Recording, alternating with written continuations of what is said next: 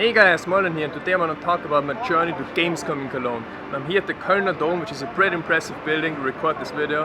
And yeah, my journey actually started in Vienna at the airport, where I wanted to fly to Cologne, and people at the airport told me, I have to ask you something. The flight is full, it's overbooked, would you mind flying 1 or 2 days later?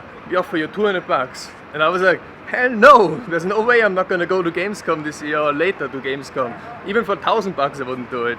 And then eventually I got on the plane, landed here in Cologne, and as far as accommodation goes, I couldn't find a hotel because I only decided 1 month ago to go to Gamescom, so I couldn't find a hotel anymore, or I could find it but for $600 per night or some crazy prices. So I checked out a new website named Airbnb.com, where I can live in other people's apartments for a few days, and I found something really nice for a cheap price. It's an awesome apartment. I'm in the 5th floor, so I have a really good view.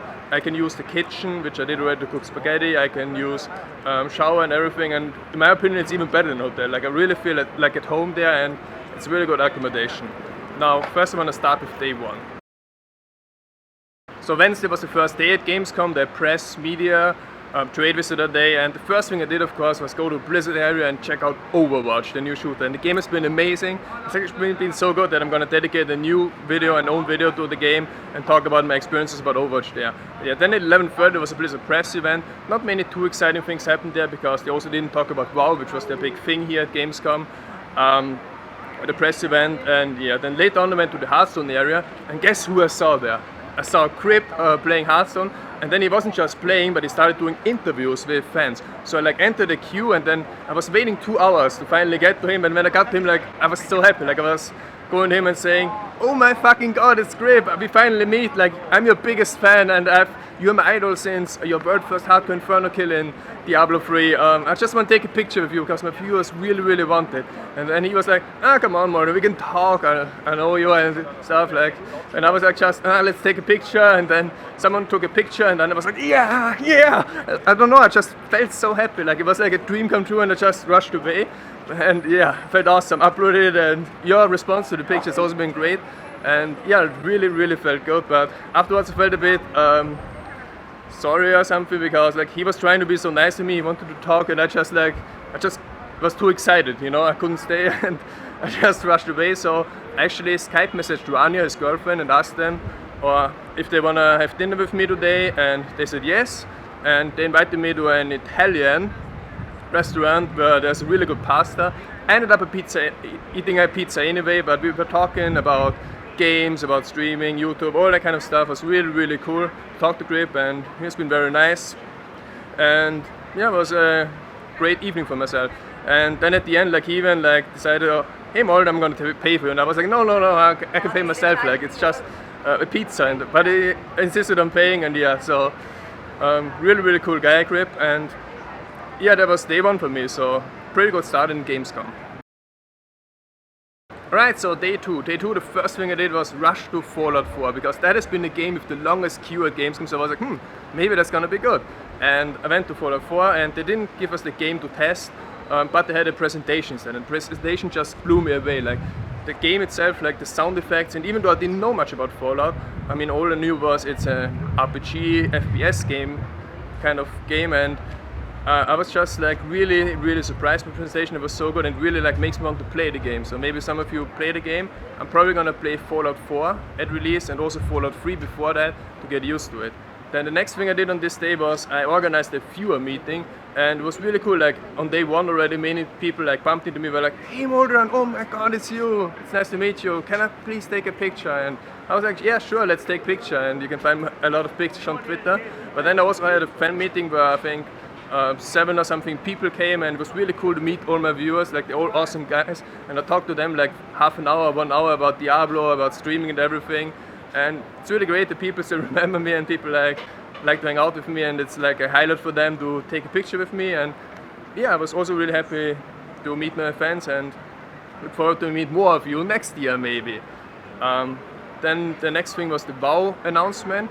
And that's something that also pretty surprised me, because I played WoW, Warlords of Draenor, for 1 or 2 weeks, and I really enjoyed it, but then I got bored already. I wanted to play other games, like there was a new Diablo season starting, so I quit it at the end. And the interesting thing is that I said at that point, okay, now I'm gonna quit WoW for sure, I'm never gonna come back. Well, after watching the trailer for the Legion expansion, I found out I was so fucking wrong. Demon Hunter is a class that I already played in Diablo 3, not as my main class, but as a class that I played, and it's really interesting. And I'm probably gonna take a look at the new WoW expansion. It looks really cool. They did some stuff that like other games already had, like Wild Set, this double jump that they bring down Demon Hunter. But overall the expansion is gonna be really good, especially it comes together with the WoW movies, so there should be some really interesting stuff going on. Now the plans for the evening were also interesting. There were two parties that I was invited to. One was from Trion, who work on Devilian, a Korean action RPG, pretty much like Diablo. They're very close, but there's MMO elements. And the second party was from NCSoft, who create Blade and Soul, an MMO, and Lineage Eternal, one of the big Korean action RPGs. I decided to go to the NCSoft event for 3 different reasons. The first was the party was a lot more exclusive. Trion party, everyone could come. But at NCSoft they only invited like top streamers and really important people in the gaming industry. The second reason was we got to play Blade and Soul for the first time, which is also really awesome. And the third reason really was that there was Omid, like a guy that I'm gonna talk about afterwards, who is working for NCSoft, and yeah. So I went to that event and they offered first Korean barbecue, one of the best foods I've ever eaten, definitely the best food here in Cologne. And yeah, then I was testing the game Blade and Soul. It's a Korean MMO.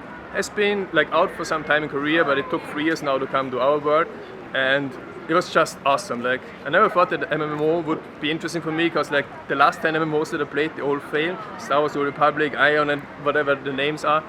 But this one felt really different. Now I was playing it, having fun, killing monsters, but then at the end, actually, one of the NCSoft employees there asked me, do you want to do some PvP? And I was like, sure, I want to do PvP with you. And it was a girl, and I thought it's going to be the easiest PvP game of all life, considering I was a professional WoW reader player, I know how to play MMOs, and I thought it's going to be a really bad experience for her to play against me and challenge me. Damn, was I wrong. She kicked my ass 3 times in a row, and I think one time I got her to 10%, but the other times weren't even close. And that really taught me a lesson. That showed me like how that this MMO actually has a really high skill cap, and it's going to be really interesting to play. And I already like organized a rematch for some time in the future with her, because you know I can't like stop like that. I gotta go back, and yeah. And then at the NCSoft event, like I also met Omid, who is their global director of communications, really important figure. And it's pretty interesting because first like we might be able to work together on games like Blade and Soul and Lineage Eternal or something. But he's also like an important figure in Twitch now.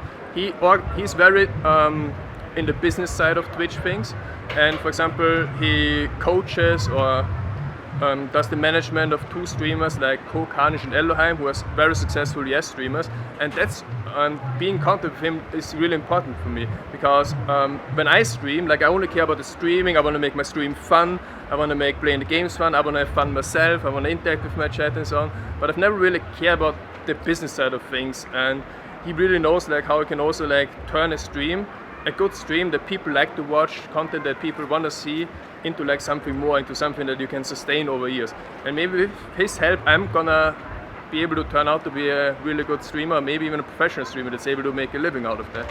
Who knows? So yeah, that concludes day 2, which was definitely awesome, as you were able to tell and see. And now we move on to day 3. So in day 3, of course, same as usual, in the first hour, like I get 1 hour early access to Gamescom because of my press trade visitor pass or whatever it is. I headed right away to Overwatch, played it without queue 2 or 3 times, and then afterwards I met with some viewers again who didn't get to meet me on Thursday. Then I had a small interview meeting with Deck13, a German developer who worked on The Surge. Now, another game they made before was Lords of the Fallen, maybe some of you know, but that's pretty much a game like Dark Souls 2. And Dark Souls 2 was a game that I streamed and people really liked to watch me play Dark Souls, even though I was bad at the game and even though I have no experience in playing such games. And The Surge is pretty much going to be like similar to that kind of game, but of course with innovative mechanics, but also like in a sci-fi setting. So it's not going to be like fantasy with like, you know, orcs, wolves, swords, bows. You know, it's going to be like a fantasy setting 50, 60 years from now on.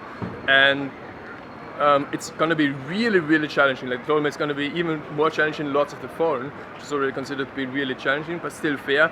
And that's a game that I might try out. Like, I know it's pretty fun to watch those kind of games, but they also told me, like, when you play Dark Souls, when you play these games, I mean, you can play it with mouse and keyboard, but you should play it with a controller. And I think next time I play this, I'm gonna buy a controller, and then I might as well, like, when I'm already getting a controller, I might as well finish Dark Souls 2 and revisit it again. Because last time I played it with mouse and PC, I killed like 4 bosses and quit. But you know, I bought the game, so I might as well try to finish it with a controller, which should be a lot more fun even. And yeah, now is Friday, so last day I'm here. I'm actually flying home already tomorrow at 6 in the morning. 6:55 is like the departure, so I have to wake up at like 4 a.m. or something, get to the airport and stuff. But yeah, now at 5 there is a Twitch event. Twitch Germany invited all big German streamers to have an event and give us tips on like how to build an audience, how to market a stream, business things, sponsorships and so on. And I'm really looking forward to that now, and I really gotta get going. So I hope you enjoyed my Gamescom video. Thanks for watching, and I'll be back.